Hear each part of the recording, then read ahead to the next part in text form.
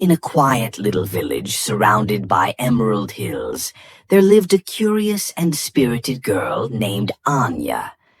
Everyone in the village loved her sparkling laughter, but lately, Anya's smiles had been replaced with sighs.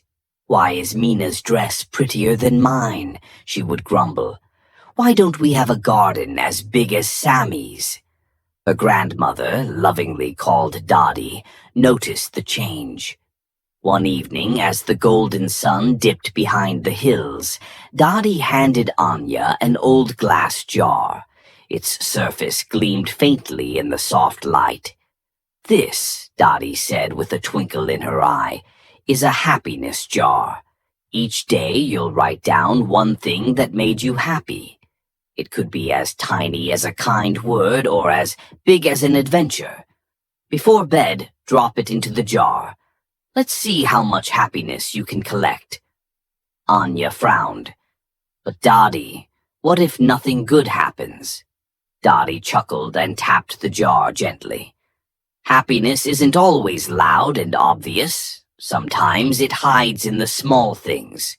You just have to look closer." That night, Aanya sat cross-legged with the jar in front of her. The day had been dull, or so she thought. She stared at the blank slip of paper. Then a memory popped into her mind. Her little brother Ali had shared his last piece of candy with her. She smiled, wrote it down, and carefully folded the paper before dropping it into the jar. The sound was satisfying, and for the first time in days, Aanya felt a tiny flicker of warmth in her heart. By the fourth day, Aanya found herself looking for happy moments. She noticed how the sunlight danced on the river near her school. She appreciated how Zara, her best friend, always saved her a seat in class. She even wrote about the silly way the village cats chased butterflies. Each day, her happiness jar grew heavier, and so did her heart, but in the best way possible. 2 weeks later, Dottie sat with Aanya by the fireplace. "How is the jar coming along?" she asked. "It's almost full, Dottie," Aanya said proudly, her face glowing. "And guess what?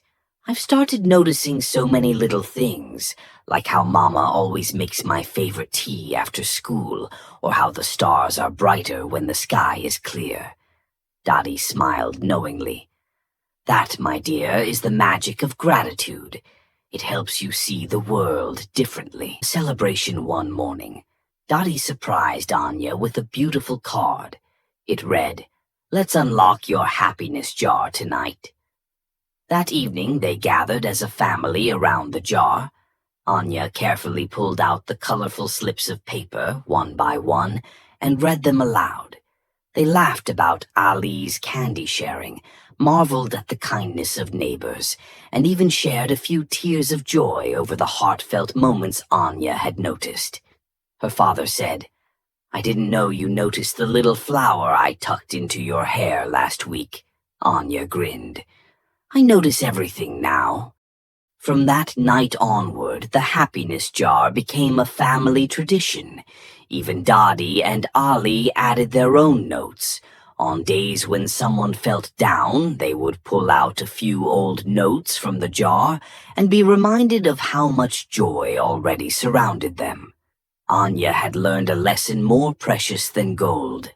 Happiness wasn't something to chase.